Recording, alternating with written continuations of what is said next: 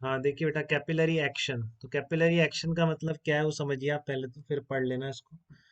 तो आपका इस तरह से मान लो एक कंटेनर में लिक्विड है, क्यों चढ़ता है वो भी मैं एक्सप्लेन कर रहा हूँ। इसमें आपने एक बहुत कैपिलरी डिप कर दी, ठीक है ना।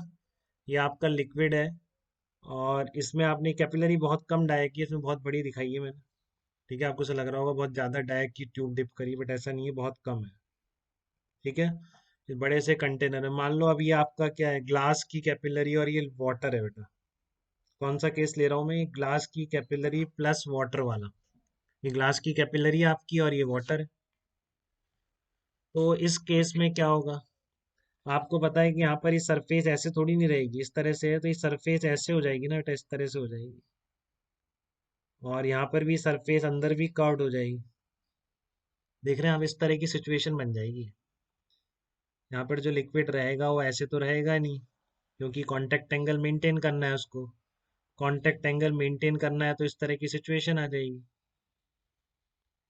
ठीक है, और अगर आपका ये जो बहुत ही कम रेडियस की है, इसी वजह से बेटा ये क्लियर है क्या, कि यहाँ पर तो आप क्या बोलोगे, इस जगह आप पीएटीएम प्रेशर बोल रहे हो, ध्यान से सुनना बेटा सब। यहाँ पर आप पीएटीएम प्रेशर बोल रहे हो, और ये सरफेस यहाँ से कर्व्ड हो गई है। तो जब ये सरफेस कर्व्ड हो गई है, आपको पता है कि जस्ट इनसाइड प्रेशर पीएटीएम से कम हो जाएगा। जस्ट इनसाइड प्रेशर पीएटीएम से कम हो जाएगा, क्योंकि इधर गड्ढा बन गया है। कब, जब ये वो वाला केस है, जब theta is less than 90 degree. जब आपकी कैपिलरी क्या है, ग्लास प्लस वाटर वाला केस है, कैपिलरी ग्लास की है, लिक्विड वाटर है। तो इस सरफेस ऐसी बन रही है बेटा, ऐसी सरफेस बन रही है, तो आपको बहुत क्लियर है बेटा कि जब ये कॉनकेव साइड है, तो जस्ट इसके इधर प्रेशर पीएटीएम से कुछ कम हो जाएगा। और यहाँ पर आप सिलेंडर लेंगे, तो बात समझ में आ रही है, हाइट तो सेम है, तो फिर वो तो बात गलत हो जाएगी, वो तो हो ही नहीं सकता, मतलब कि यहाँ प्रेशर सेम ना हो, क्योंकि बैलेंस में है। ठीक है, तो इसका मतलब क्या होगा, यहाँ का प्रेशर पीएटीएम ही रहना चाहिए सब जगह एक साथ, तो इसलिए क्या होगा, यहाँ पर देखो धक्का पड़ेगा, ज्यादा यहाँ पे प्रेशर कम हो गया, और इधर से पीएटीएम है, तो यहाँ पर एक धक्का पड़ेगा बेटा। ये होता है ना, प्रेशर जहाँ ज्यादा बढ़ेगा वहां से लिक्विड पे धक्का मारने लग जाएगा। जैसे ही यहाँ प्रेशर हुआ है, सराउंडिंग धक्के से क्या होगा, लिक्विड यहाँ पे चढ़ जाएगा बेटा, इस तरीके से। ठीक है, इस सराउंडिंग लिक्विड के धक्के से सिचुएशन कैसी बन जाएगी, कैपिलरी इस तरह से हो जाएगी।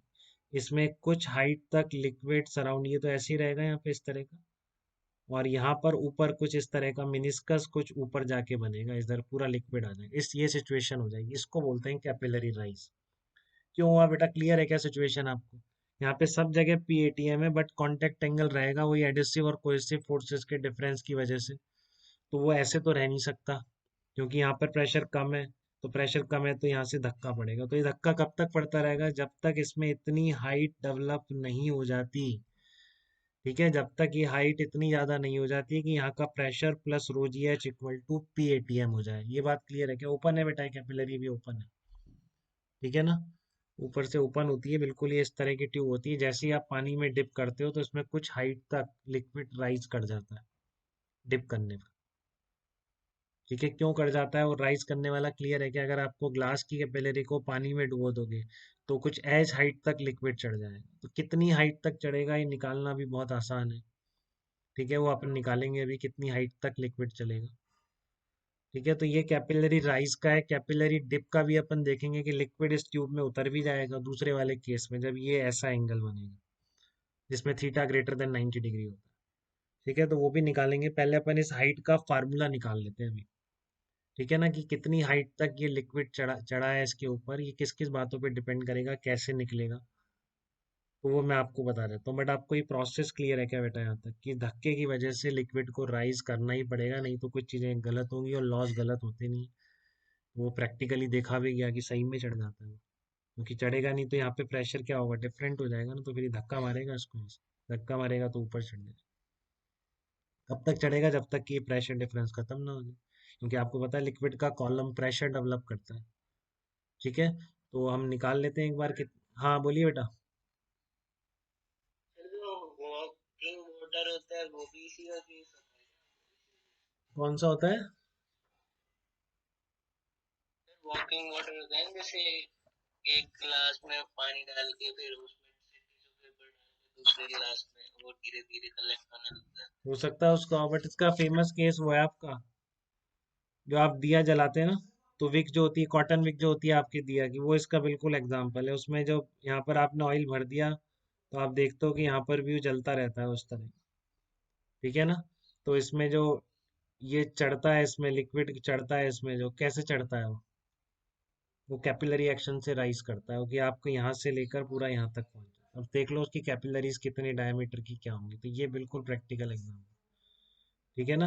तो यहाँ पर जो दिया आपका जलता है, थोड़ा दिया ढंग से बनाया था मैंने, टेढ़ा बनाया। इस तरह का जो आपका कॉटन विक में जो पूरे टिप तक पहुंच रहा है, ऐसा होता है ना, कॉर्नर पे लटकाते हैं, फिर भी यहाँ पर अभी दिवाली पे देखेंगे आप इस चीज को और याद करेंगे बिल्कुल क्या हो रहा है।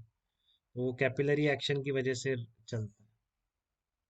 ठीक है ना? अभी मैं बहुत इंपॉर्टेंटली आपको बात बताऊंगा, कभी ऐसा नहीं हुआ बेटा चढ़ते चढ़ते वो बाहर निकल गया। कभी ऐसा हुआ आपने इस तरह की आपने विक लगाई उसमें और वो बाहर इससे निकल के तेल गिरने लग गया? कभी देखा आपने धर्मांश ऐसा? हाँ, तो वो क्यों नहीं होता वो ये अपन समझेंगे। पहले हम इसका एक्सप्रेशन एक बार निकाल लें। ठीक है ना? इसकी रेडियस मान लेते हैं, कैपिलरी की रेडियस में कैपिटल आर से डिनोट कर रहा हूँ। Height of liquid raised small H से डिनोट कर रहा हूँ। बाकी सब में डेंसिटी रो ले लेते हैं, सरफेस टेंशन एस ले लेते हैं। ठीक है, कॉन्टेक्ट एंगल थीटा ले लेते हैं। थीटा क्या है आपका? Contact angle. अगर ये सब चीजें हैं, ठीक है, तो इनकी density of liquid, surface tension of liquid, contact angle theta, उसकी टर्म में मैं हाइट रेज निकालूंगा। देखो कैसे निकालता हूँ। ठीक है, चलो तो निकालते हैं अभी अपन हाइट रेज का फार्मूला।